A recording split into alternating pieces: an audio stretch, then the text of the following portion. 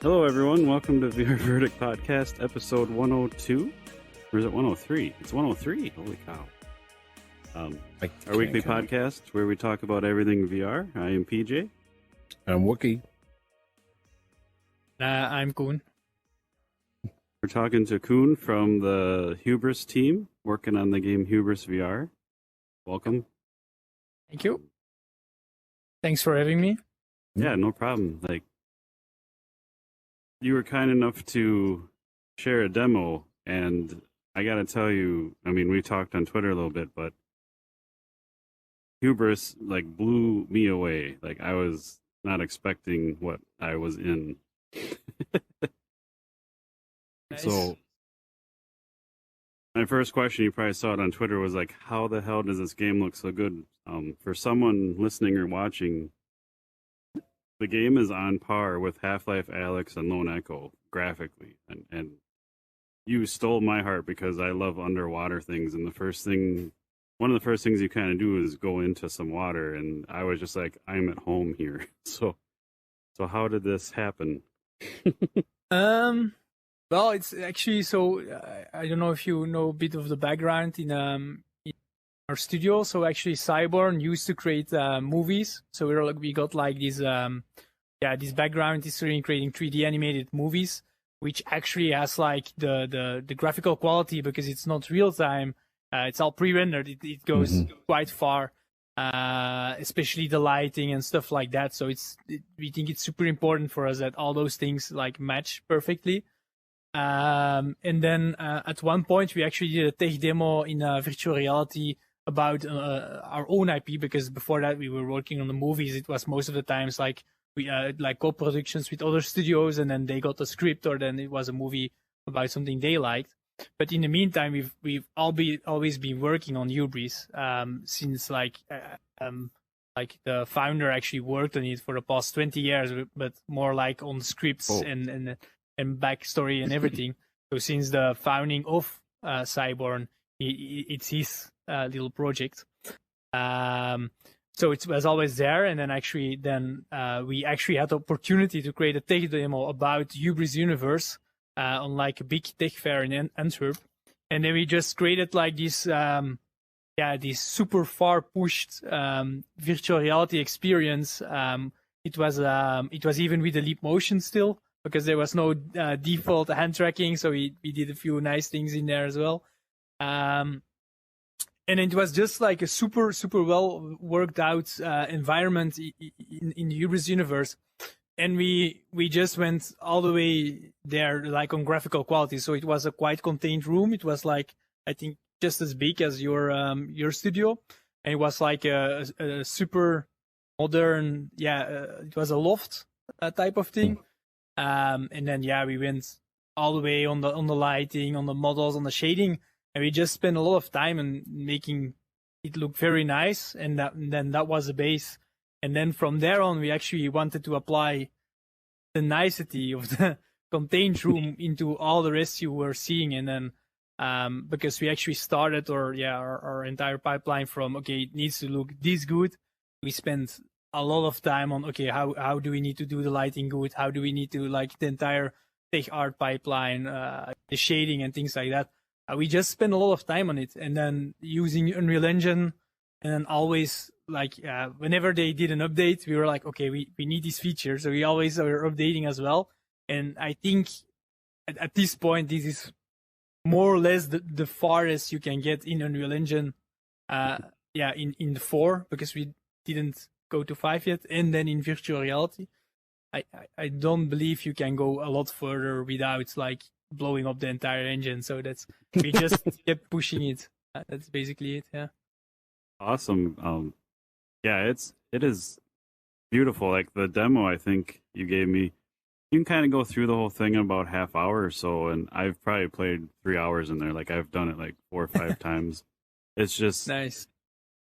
You kind of have some areas where you can kind of look around, and it's kind of open, and like I said, the underwater stuff. Like my biggest thing is the spacesuit, and I've seen this in some movies and shows, but I've always wondered why games haven't done this. So like the spacesuit lets you go underwater. Obviously, it's kind of the same thing, and it is so awesome.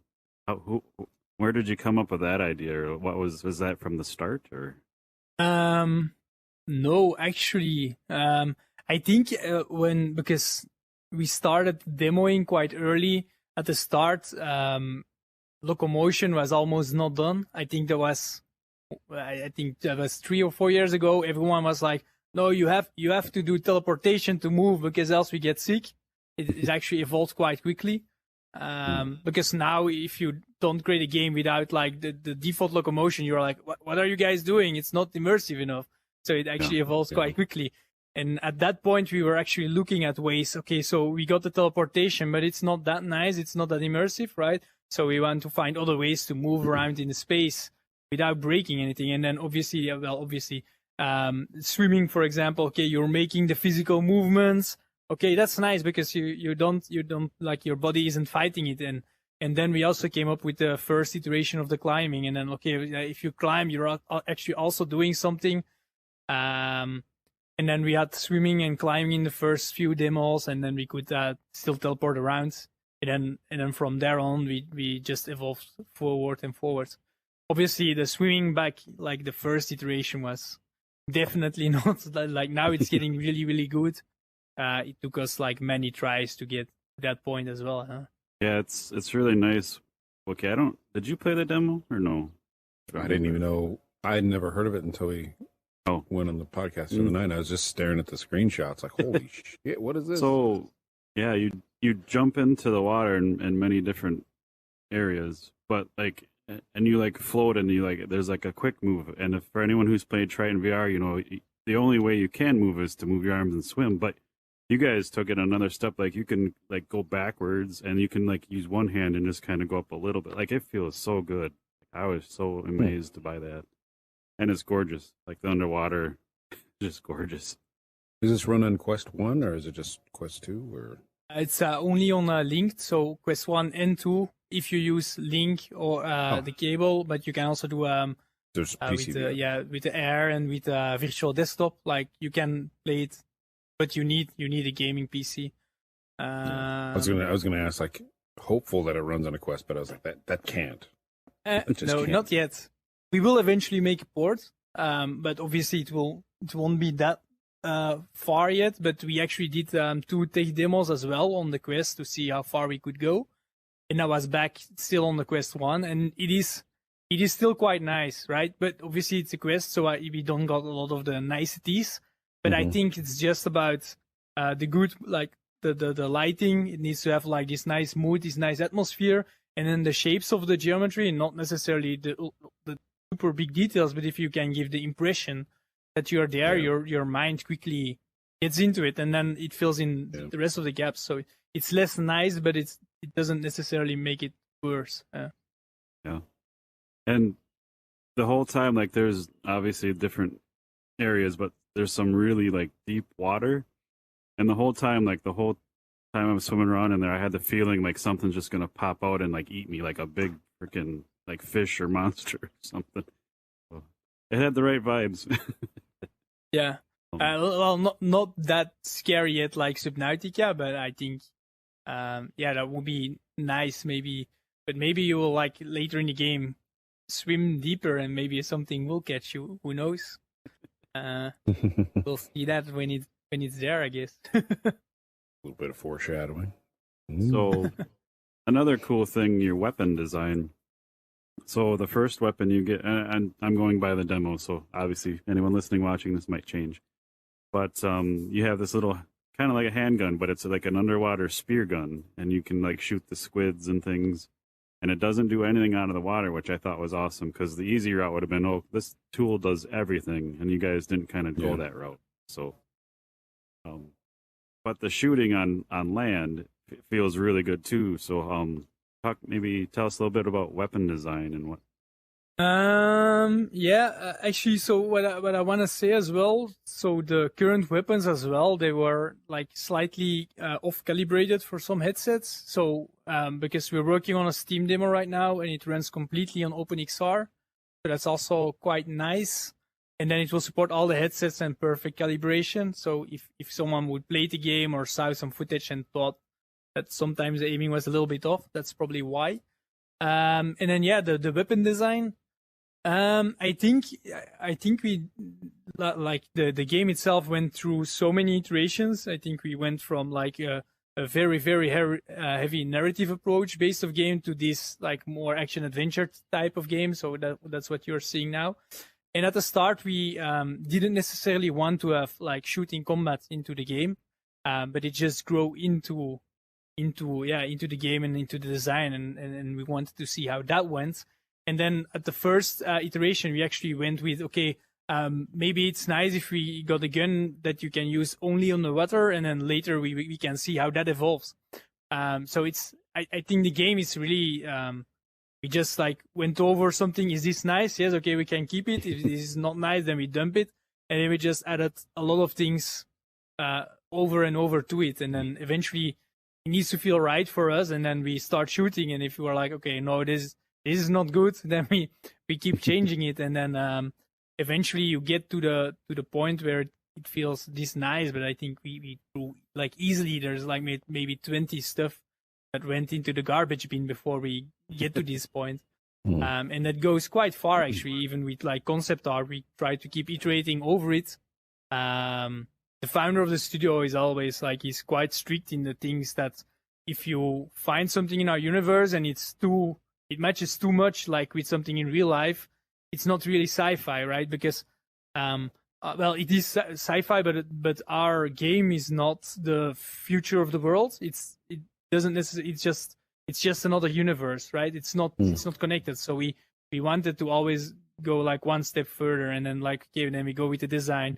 Does this look like something like too familiar or not too, like it's like a fine line, like it can be too, and then we go over it again, and then eventually you come to okay, this is a harpoon gun, this is nice, okay, but it's not nice if you like can make it shoot too fast, and it needs like this nice reload time, and then you need like the heaviness when you shoot because it takes a lot of time.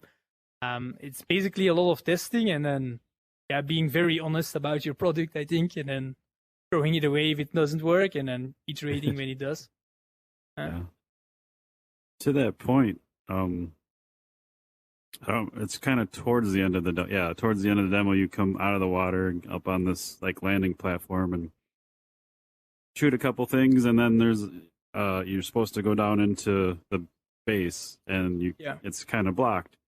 And I was so surprised to like turn, and there's like this huge crane, and you actually like, and like if your player is like this tall, the crane's probably like this. And you climb up into it, and then you like drive the entire crane and like pick up that box and move it.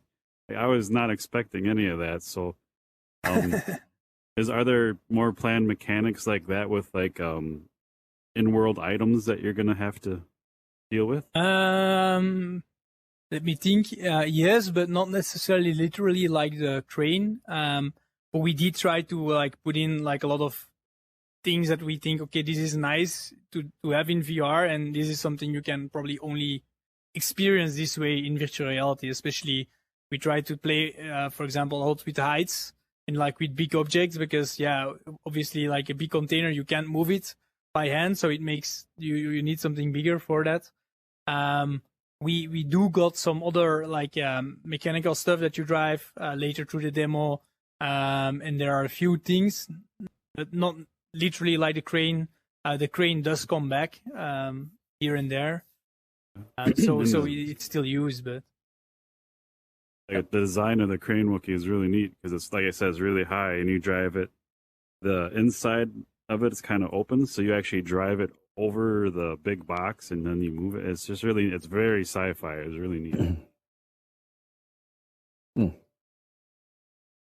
That sounds cool. I love it when games have those like unique mechanics, because I've complained before, like, you know, the new Halo came out, and speaking of non-VR games that do this sort of stuff, I remember playing, like, I think it was Halo 5. It's just same old Halo, not bad. You're just running around. And then there'd be a cutscene where the Halo guys are, the Spartans or whatever, they're skidding down like a slope, shooting stuff, like all dynamic. Like you're sitting here like, okay, this is okay. And then they're doing all this crazy stuff in the cutscene. And it goes back to the same old, like, now I was falling asleep and then that cutscene happened. Like that would have been fun to do, a little mechanic to break things up or to be unique. And then I go back to, like, Grand Theft Auto 5 and Rockstar, they have a spot where, like, you're one of the characters on a shipping dock moving cranes and stuff or doing all this stuff. You only really do it once, but it's like they took that time to make it as immersive or just kind of unique as possible, whereas Halo is just like, hey, wouldn't this be fun to do? Yoink, you can't do it. But, like, if you have, like, intricate things, like I want to go up in that crane or have to go up and then you actually, like, move it and control it, little minutia to get you, like, invested in the world. Those details, like, get me all the time. I'll sit there and do that for like 2 hours, just messing with it. I did drive that crane all around that platform and was doing weird things with it. What can I pick up? Can I drive it off the edge? Like all sorts of crazy stuff. So that sounds neat. What is if I can ask, like, what is the game about? Because the screenshots make me want to play. Maybe we should have started with that. Yeah. But anyway, so Hubris is a sci-fi action adventure game, and you actually take on the role of a O recruit. And a O is like the Order of Objectivity. It's like a big space organization. It rules like a super big part of the galaxy, and they call it the Order of Objectivity. And basically, you are a recruit, so you're trying to, like, grow into the organization and become actually an agent of the O. And then in the game itself, you actually are flying towards your last mission. So the tutorial is actually an introduction towards your last mission. You get, like, this new space suit, which is, like, extra powerful. You can actually climb, you can swim with it, and then you get used to, like, your new toys. And then you get sent off towards the Pillar planets. Which is actually, it should be quite safe system at the edge of the galaxy of the O, of the Empire. And while you're actually flying towards that spot, suddenly you get, like, an emergency call from one of your top agents, and it's Tyrum. He's like a super high ranking officer of the O. And he actually says, everyone in the ship, stop, like, immediately now what you have to do. We got, like, this emergency call from a secret agent nearby, and you are the closest ship to that planet. And you have to go down to that planet right now, and you have to find her because she's in danger. We didn't hear anything anymore of her, but obviously she's on some kind of, like, big important mission. And you not necessarily as a recruit, but there's two agents with you, like actual soldiers, and they have to fix it. So, but then by the time that you actually you start landing on top of the planet, and then while you are actually trying to land, another spaceship actually swiftly exits the atmosphere, and you have to dodge it. And because if you dodge it, you actually miss the spaceport, and then you actually land in the water. And then from there on, you wake up again. The two agents are gone. And then you meet up with your pilot, who is it's Lucia, and she quickly explains to you, so the agents are gone, they're already doing whatever they have to do, but I don't got contact with them right now. Maybe you can also go and check out what happened. Is something going down there or whatever? Go and find out, and then that's where actually the entire adventure starts. That even still sounds pretty fun, yeah. I love the opening. Like, the tutorial was great. And had some funny stuff. But I love the opening, like the back door of the ship opens and you're underwater and you just swim out and that's where you're at. And it's just, instead of just, like, spawning somewhere, like, you actually, like Wookie said, you don't watch the cutscene, you are the cutscene type of thing, and you actually do it. So, yeah, it was really neat. And I think that sort of stuff probably comes from the movie, the cinematic background, just like to give... I love it when people kind of do that stuff because it makes you want to feel like you're in the movie. I've always hated cutscenes ever since, like, PlayStation 1, when it's like, hey, here's like a fully rendered thing, and then you come in and here's, a 4-poly character, and you can't tell what's going on. I'm like, No, that's not very nice.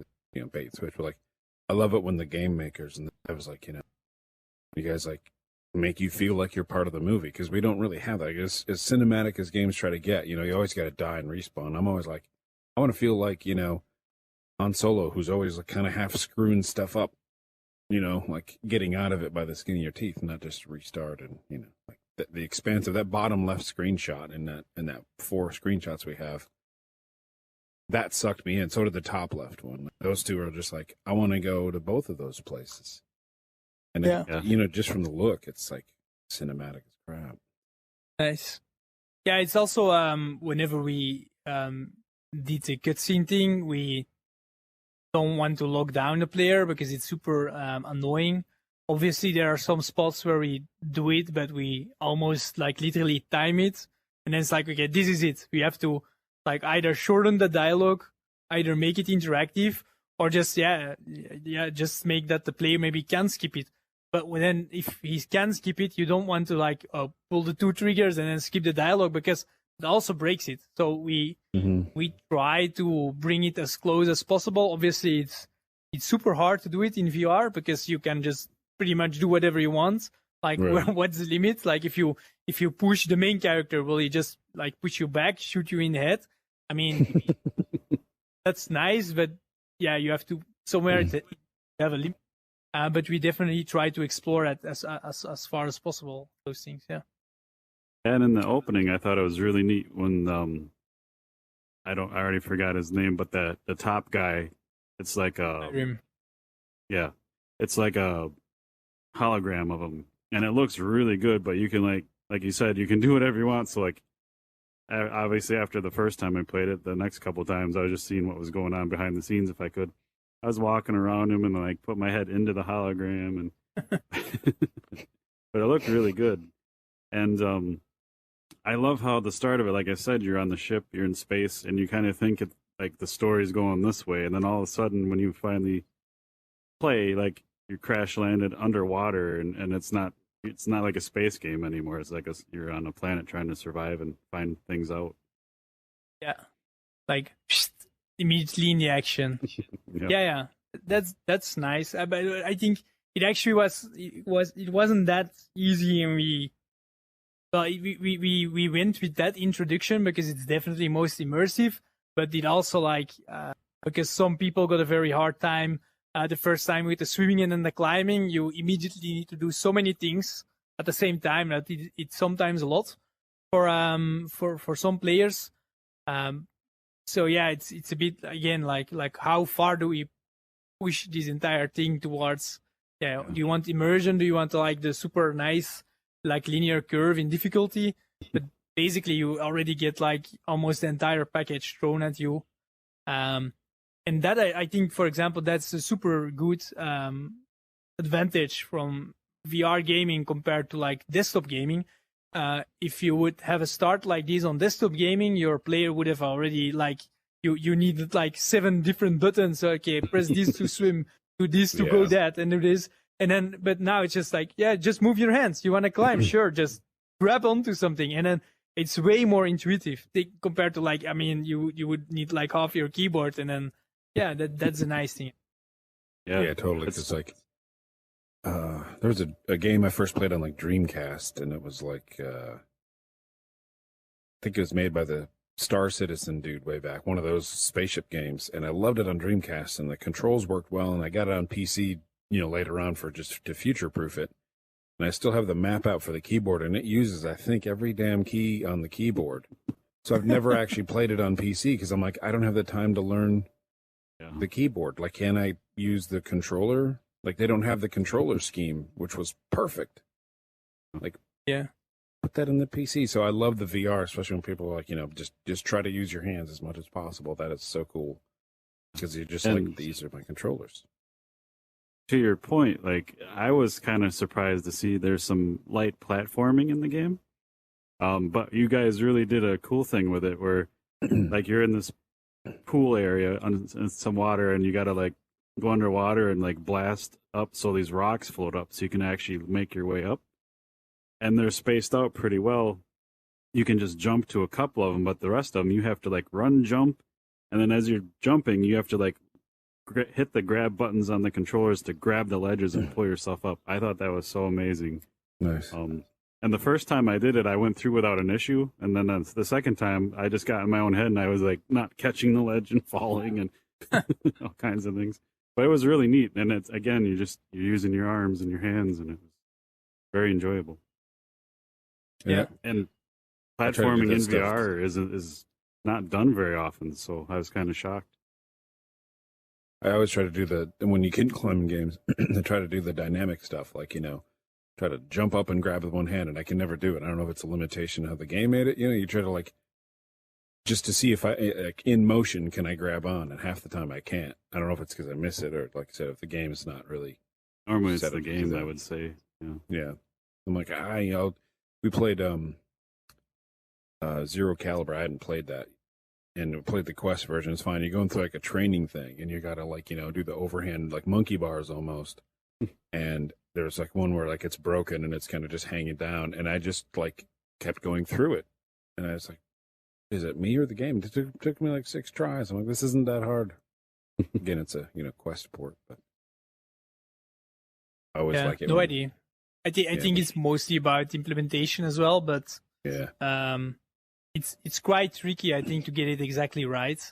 For example, the floating rock section is a good example. We get a lot of people that get frustrated there because the geometry of the rock, like normally our climbing edges are more like this roughly, so it's sharper edges, but this is more like a rock, so it has a little bit of a bulge. So what happens if you would jump and you would, like, if you would grasp like this, then it would probably almost work. But most of the people, like even in virtual reality, they play like with the controller, so they got their hands like this, and they're like, and they just move a little bit.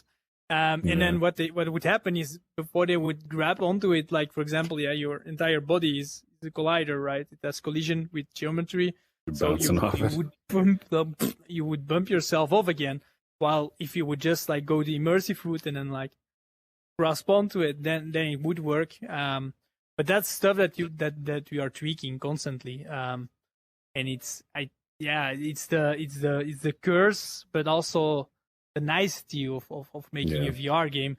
The room of freedom is huge, right? Like you can do everything you want, but you can really do everything you want. But so that's also a problem in like developing the game and getting the things right, because if I grab this corner of the table, then it has to work, and this as well. While in a desktop game, you just say, okay, press this button to climb, and it would always snap. Okay, the hand here, there, and that's just, you press a button and it works. But we need to take like everything into account. Yeah, like ladders and stuff, trying to time your hands when you're trying to climb fast. In real life, it's fun. You're kind of doing your real life motions. But if the game's ladder is a little weird or something like that, I fall off every time. I'm like, no. But it's just me.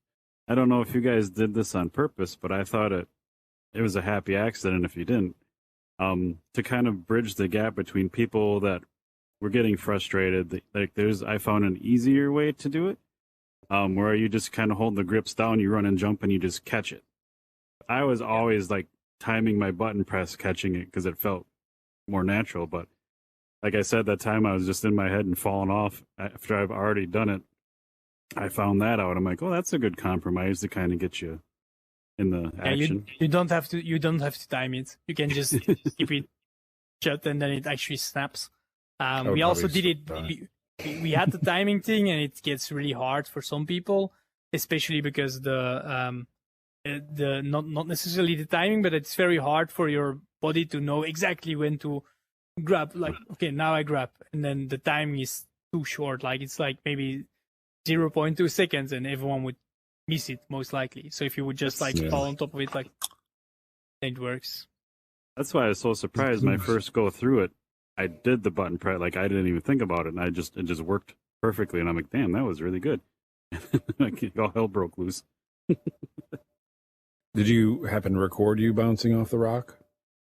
Because that would be a funny, like, especially if you could have like a camera, like watching somebody do that, like a quick cut scene of like a montage of you failing, just bouncing off left and right.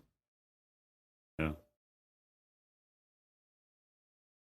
Good stuff. So you said shooting wasn't like a big part of the game, but it kind of grew into it. Like, how does that happen? Or did I mishear that? Because at first we just thought, well, when we started the game, like when we actually started, it was not done to have like I mean, it was all like the Star Wars, the Vader Immortal series. That was like, whoa, this is nice, right? That's the moment when we started the game.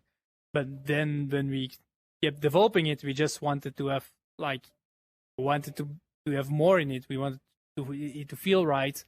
And the founder and me as well, we are great fan of shooting games and actually action adventure games. For example, and it's a flat 2D game, but Fallen Order, like Star Wars Fallen Order, we thought it was great. So I think we just wanted to put the things in there that we really loved, and it just matches so well because it's a sci-fi action adventure. It's like the match made in heaven, right? And that's just when at one point we just said it. You know what? We just go all the way with it. And then we also like started developing a lot longer than planned onto the game. But now, like the demo, how it is right now, and all the scenes that are still coming, I think it's like perfect. Like we were able to pour everything in it that we wanted. And if the game is done, then we are like, okay, nice. We didn't take the compromises that we wanted to, and we just went all out. Sure, it took us longer, but now it's really this nice game, and we like shooting, so shooting is in there. We like the platforming to some degree. We also put it in there. We like a little bit of exploring, a bit of so gathering and stuff, resources. That's all in there, and then now it feels as one nice whole unit. I'm so glad to hear you say that you're somewhat inspired by Fallen Order, because that was the first feeling I had. I'm like, this is freaking Fallen Order in VR almost. Like, so that's awesome. So you accomplished it. Nice. Thank you. Great. I do love, like those games, like you have a little bit of everything, action, the exploring. Because Wookie and I are both kind of similar that way. Like, we'll kill everything we can and then just take 5-10 minutes and just look at every corner of that area and check it out. So, because we talked to a lot of developers, and even before we did that, I always felt bad. I'm like, you're just running through a game, like you're missing all the stuff someone spent a lot of time on. So I like to go in there and look at it. Yeah, one of the people we talked to on Twitter, I think he said he stayed up for 20 hours and finished the Halo campaign. I'm like, wait, I know like Halo's not supposed to be open world usually, but they made it open world, and did you just ignore that? Like, I couldn't, even though like I'm kind of like, well, why does every game have to be open world? This should just, you gotta really focus on that stuff. But then I'd still, if I went in there and gave it a shot, I'd have to go look around, be like, what did they, do? Because like, said it on with other devs when we were chatting, but like Witcher 3, I just walked around that game for like weeks. Like if a VR game looks like this, I might have a problem. Yeah, I think if you actually spend time on every corner, you will like definitely pleasure a lot of our artist guys. I think like we at one point we worked so long on like this huge prop, and then we were like, but they're only gonna spend 2 minutes in it, and then okay, but it's part of it now, and it makes the entire feeling feel right. Yeah. And sometimes you just pass by, but if some other people actually do enjoy it, and they're like, oh, look at this nice, like, oh, it's such a nice piece of texture there. Okay, perfect. Mm-hmm. And then, it's actually very enjoyable for the artists as well. Because, it's not like, obviously the gun is like always in the focus, but there's also a guy doing the foliage and the placing every small thing and texturing everything of it. So that's definitely nice to hear. I don't know if I think I did a live run of the demo, but I think the first time I played it, I was just recording it, and I should probably maybe clip that up. I audibly gasped 3 times in the first 10 minutes, like I said, right when you crash and you come out of the ship into the water. That was the first time, because I was like, oh my God, this is amazing. The first time I think was in the ship when you're practicing swimming. And then the third time when I first got up on land, before you... Oh, Wookie disappeared. You'll come back. And then the third time, when you first kind of get up on a higher plateau, and I turned around and you see, like, I don't remember if it's a moon or a planet, but the planet against the water against the landscape. I was just like, I audibly made a noise, like, or commented, and that's a pretty big thing because I don't do that a lot. And it was just like automatic. So the game is just gorgeous, like the backdrop and. Actually, also, so we put into the game that you will, because part of VR is the immersion, and also like the even something like this, like you would like the.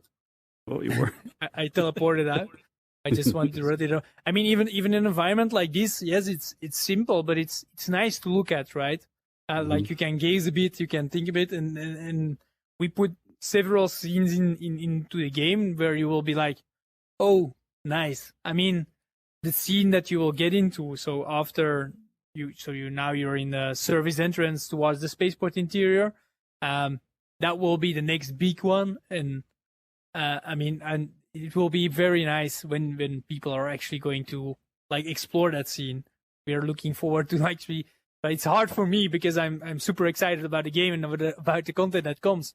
But we try to put those scenes like in there like over and over and over, because it's not just nice art. It's part of what makes VR, right? So you got action adventure, but the exploration is also just part of like just looking at the scenery and thinking of, whoa, this is nice, right? If we put someone in our demo, like even this Friday we had three interns that will do an internship in February, and we let them play the game, and they started playing the game for it, and then like they were like 50 minutes to an hour playing, and then I told them, and they're like, what? No, it was only 15 minutes. And that's when you know that you put everything nice. It's like, okay, this is super immersive, that you lose yourself into like the universe, and that's what you need of a game, right? It's like if you would read a super good book, you would also completely lose track of time. It's like, oh shit, it's already way late in the evening. We wanted to have that in VR, and it's even more dangerous. It's even more prone to happen in virtual reality. Like you put on your glasses and you put like it's like in the morning the light just went up. You put on your VR glasses, you play something, and you take it off, and suddenly, oh, it's dark. Maybe I have to go to bed. It's happened a lot to me. Yeah. And we've joked, but it's actually true. Like in this space, like you're saying, in the background, it's like a sunny day out, and sometimes we're in here till for a couple hours at night talking to people, and we'll take the headset off, and it's hard to go to bed because you feel like you were just out in the sunlight. So it definitely affects you. Yeah, definitely. Hi, welcome back, Wookie. Yo. So I think Wookie, obviously you guys probably know, but Wookie had a good point, like with you guys making movies beforehand, like how it affects the game and makes it better. I want to say the voice acting, I was really surprised on too. It was like top notch, really good, solid voice acting. So how hard is that to squeeze into a game? I think the hardest part actually is when we book the actors. You need to have your script ready, but actually when you implement all the dialogues eventually into the game, then you hear them into the gameplay, you're like, maybe we want to tweak it again, but then you have to schedule the actors again.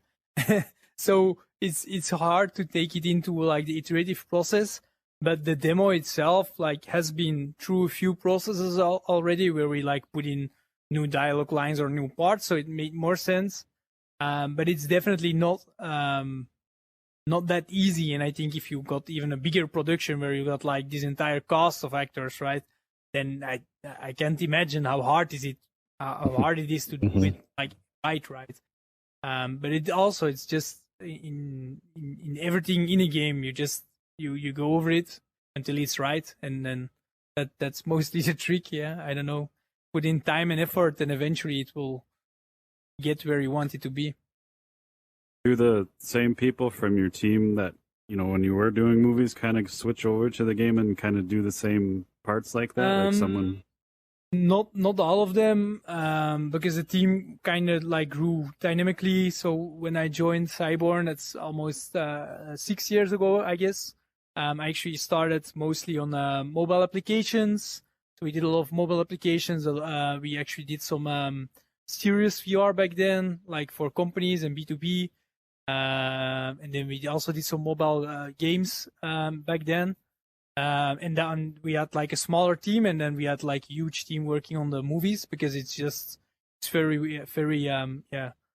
labor intensive, especially animation. Like I think at one point we had like 35 animators or something like that, and they were just like frame per frame animation.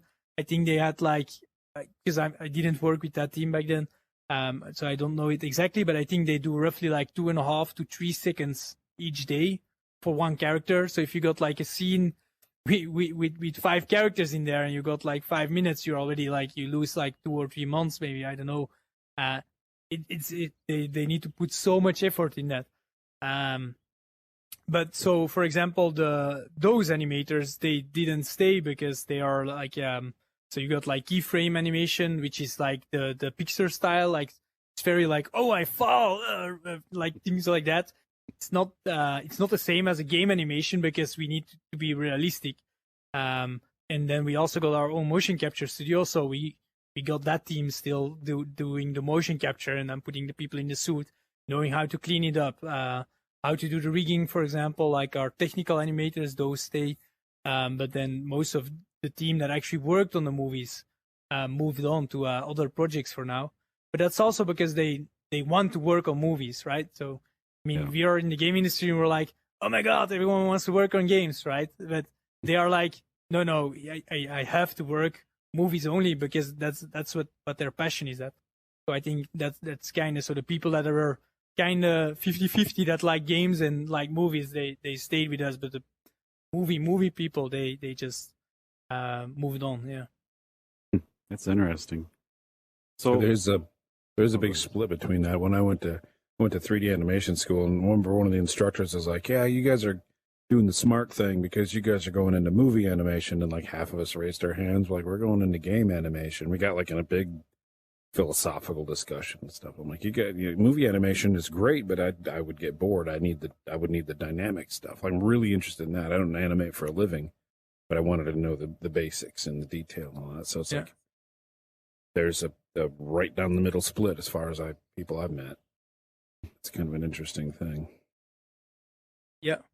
But it's definitely way different to animate for a movie as for a game. But I mean, both of those industries are super big right now.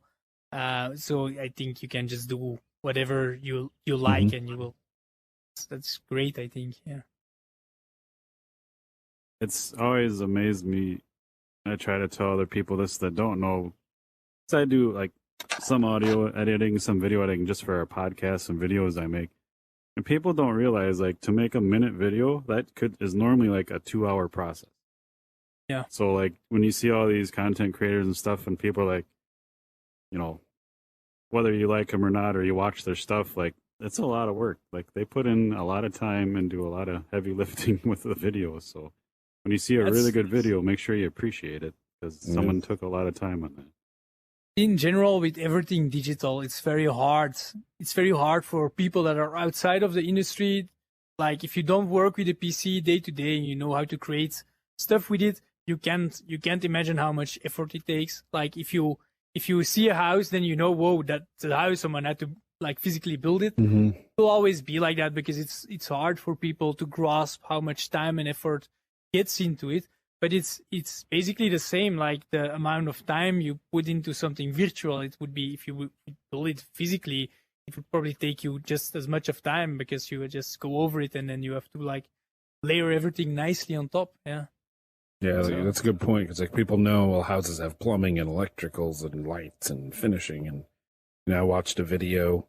I have a soft spot for modding that old Skyrim game, but I watched a video where, like, the top Skyrim mods for 2020 or whatever, and this funny lady was doing it, but like reviewing like 100 mods in one straight shot. And it's like, well, you got to get the game to work and then get the footage and have the footage be funny. Like, she's actually playing the game And like, how much do that video, the energy it took to take that video had to be like 800 hours just to get all that stuff. And then I'm sure some people are like, yep.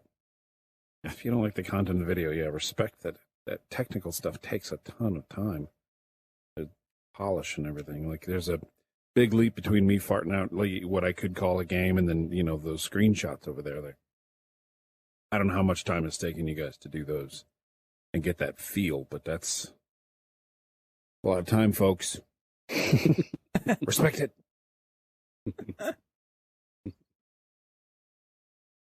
So, as far as the game Hubris, do you guys have like a launch window you're aiming for, or are you just kind of when you're done type of thing? So we are aiming first half of 2022. So it will be normally before summer. But obviously, I think it's also like taking consideration. I don't know how everything is coping, like with COVID, for example. But right now in Belgium, it's going way worse again. And then government sometimes says, okay, now we shut down everything again. And then, so yeah, we as a company, we have to we have to follow the flow a bit, right? So we try to deliver then, but obviously stuff can happen. Who knows, maybe suddenly there's the 7th variant and everything explodes. Let's hope not, right? But I mean, but we aim before summer, but stuff can always get in between, right? But that's what we aim for. That's nice. That's awesome. I love just, you know, see a cool game and it's not like 3 years or 8 years away, you know. Yeah, we've been working on it for 3 years, so it's about time to get it out. Yeah, that's cool. Yeah, if you got a linked PC setup or VR setup, just like hit me up after this, and then I can give you an invite as well, and you can check out them. I do the link. Perfect. So as a team, you guys, is this like the only gaming project you're working on, or do you kind of like work on a couple other things at the same time, or? Yeah, so actually also like Hubris is our own project, but obviously we finance it with all the B2B we do. So what Cyborn also, like a very big thing that we do is like providing animation for other studios. So we got our own motion capture studio, but then we also like do the cleanup of that animation, and then like on top of that animation, and then we also do like quite some services, mostly art related to studios.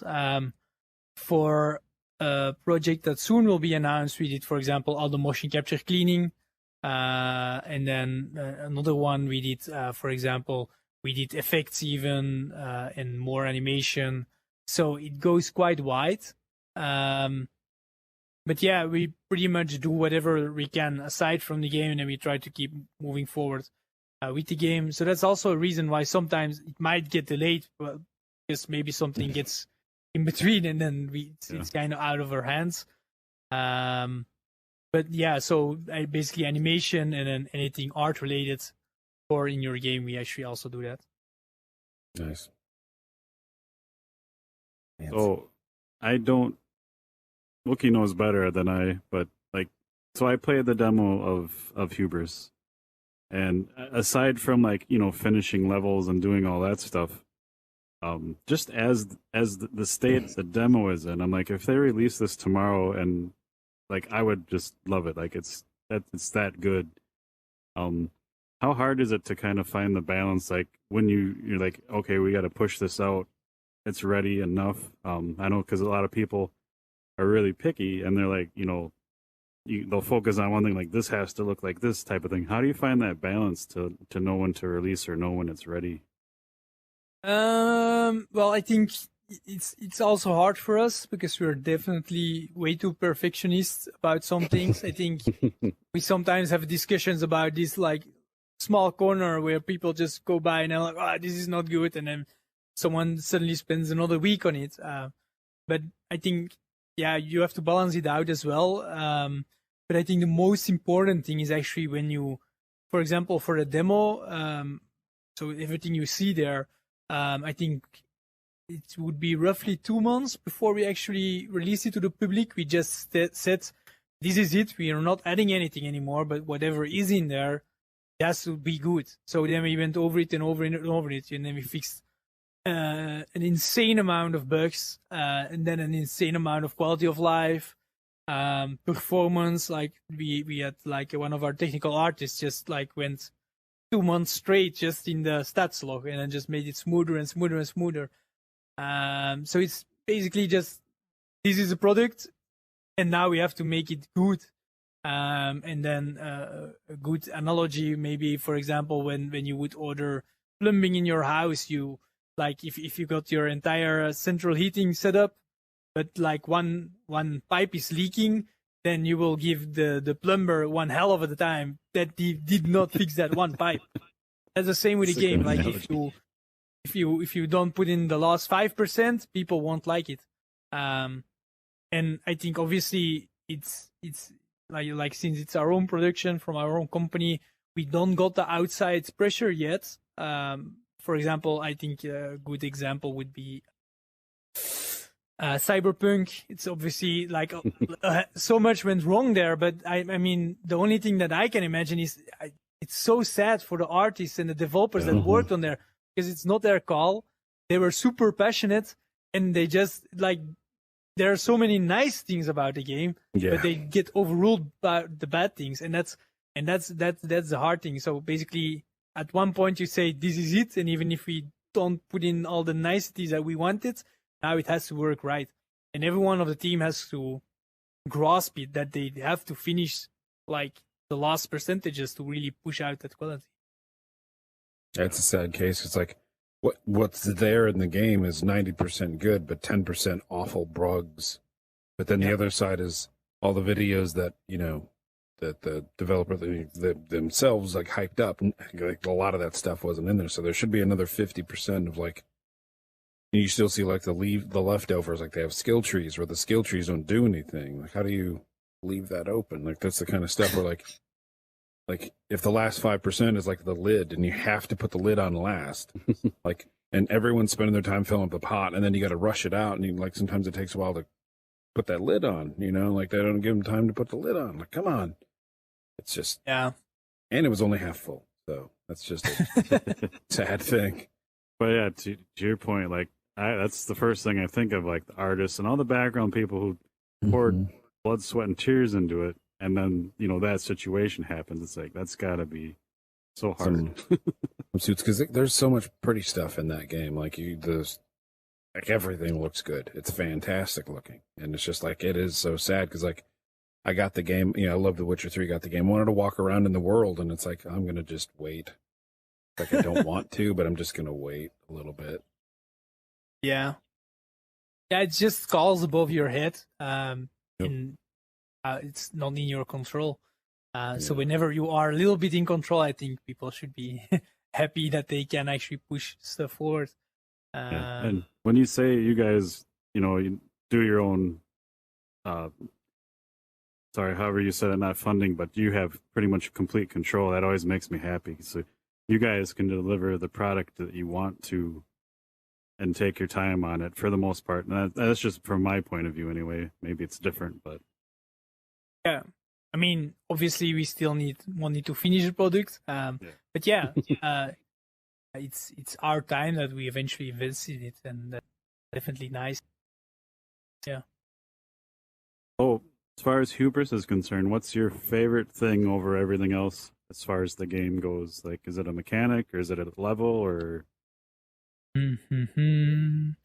Well, it's hard to say because I made. What I do is I'm my title is lead developer, but I'm more like game director now, and so I come into a scene and then I just try to put in stuff there so that makes more sense, and then I try to polish it up together with the founder of the company, and then we just like go critically over it.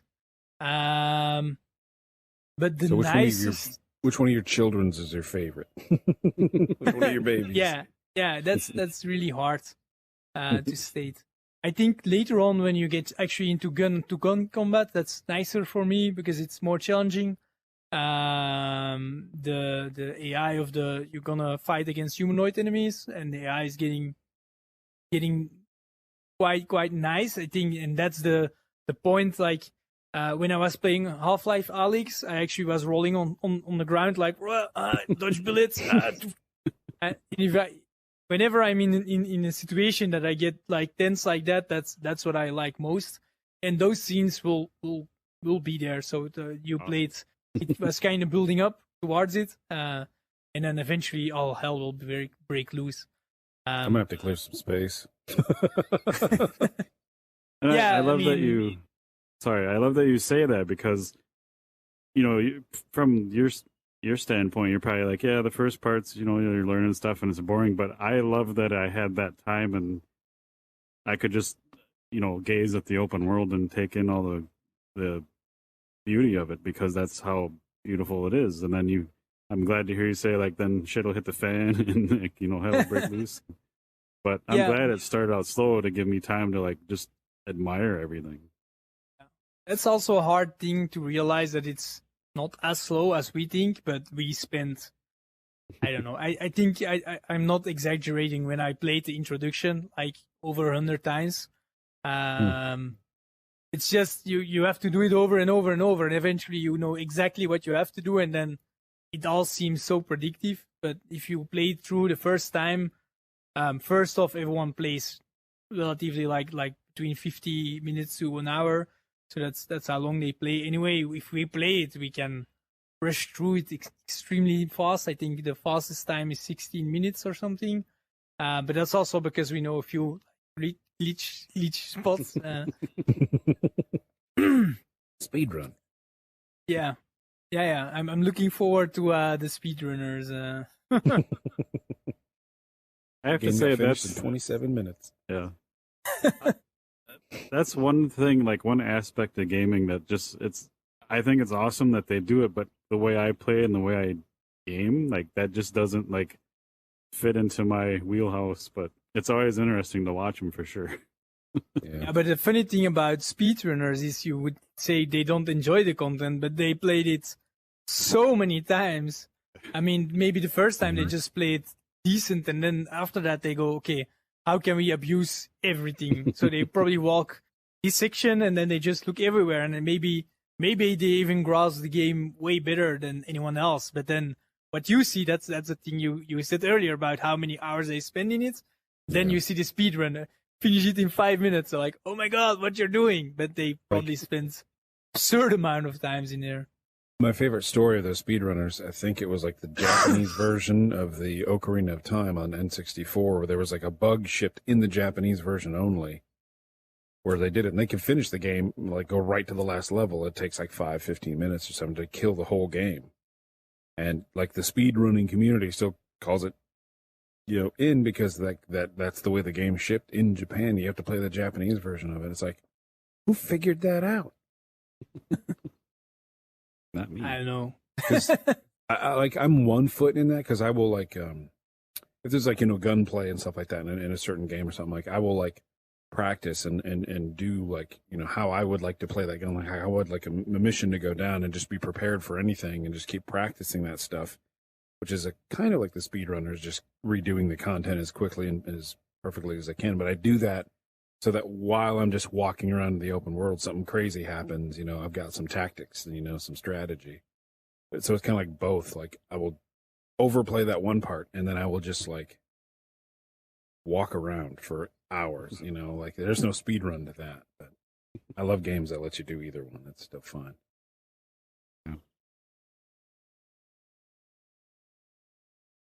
So we're coming up on our hour here. Is there anything we didn't talk about that you wanted to bring up or point out, or? No, I don't know necessarily. I think it's maybe interesting for the people that might watch it, even. We try to be super active on the Discord, so whenever you actually do got a question, just pop there, ask the question, and then we'll probably answer it, and then that's probably the best way to reach us. Awesome. The number one question is going to be, can I put pink bunny ears on my spacesuit that I can't see because it's VR? If you imagine in your own head your own pink bunny heads, and you can And it's put already them there. wherever you like. It's no problem. That's funny. Anyone, like, we've had a couple people in here this week, and they've stopped and just like stared at the screenshots. And if a screenshot can do that, and it's all devs, so if you can stop other devs in their tracks, that's a pretty good sign. Yeah. But I honestly, anyone say, hey, what games are coming up? Hubris is right on top of my list. Like, I'm really excited to play the full release and get back into the underwater and keep going in that world, because the atmosphere is, it's, I'm older, so like the original Star Wars movies, like I literally grew up with them, and this kind of has like that feeling where you're kind of in that universe pretty much more than most other games I've played. Not to say it's like Star Wars, but you get the feeling like, it's there and it's been there for a while, and you're like actually in it. So I think you guys nailed that.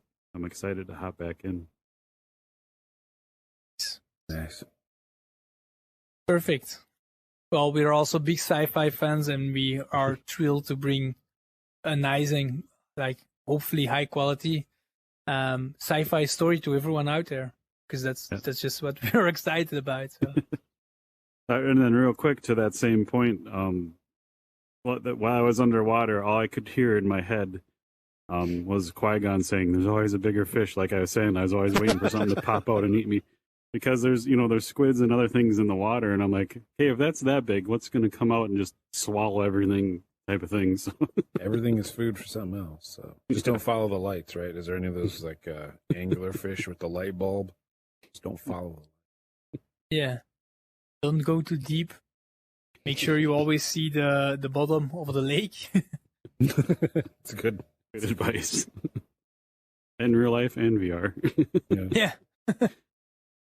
Well, thanks, man. I appreciate you coming and talking to us and sharing your game. Like, I'm so excited. Well, it was a good time. Yeah. I'll find you guys on Twitter. I'll get that and I'll send you a message. Perfect. All right. Nice. Okay, what do? Do you like handshake? Bye-bye? Yeah. High five. Handshake. Yeah, you can give fist bumps. They need to, like, fix the fingers that you can, like... You can slap PJ. Yeah. I'm gonna leave you guys at it then. Right. Perfect, guys.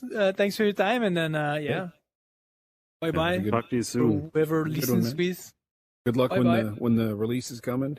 Get some sleep. Yeah, after the release maybe. Right. Perfect. Thanks, guys. Thanks. Ciao. Hello, everyone. That was Koen from, was it Cyber? I'm an ass. Anyway, links to the show notes, everything we talked about. Sounds like a super passionate group. The game is astounding. I'm not just saying that. Like, it's like I said, when Wookiee disappeared, I audibly gasped 3 times in the first 10 minutes, and that's not normal for me, so it's pretty epic. Definitely check it out when it comes out. I never even heard of it, so I love those silent releases where they're not like, let's build a hype train and then let's let everybody down. Like they're just doing what they love. You can tell by those screenshots. Like, I hope the feeling I get from the screenshots, my brain will like big things up. I'm like, oh, that looks like it's going to be here. And sometimes I have to, work with those expectations and stuff. But like, if the game feels like what you guys say it feels like, that's fantastic. That's what VR is made for me. Like, take cool gameplay, all this stuff, make it better, and then make it like you're in a movie, because then who doesn't want to be Han Solo? I love that. Just put your game out, prove that it's good, not just hype it up. My headset battery warning popped up, so I'm going to move the PC camera up to the screenshot so you get a better look before we go. But thanks, everyone, for hanging out. Again, thanks to Spatial Ape for letting us do the podcast in the space in VR. It's so much better than audio only. Definitely come check us out. Join our live audience. Be part of the conversation. Do it. Otherwise, watch us on YouTube or Facebook, or say hi on Twitter. In the metaverse.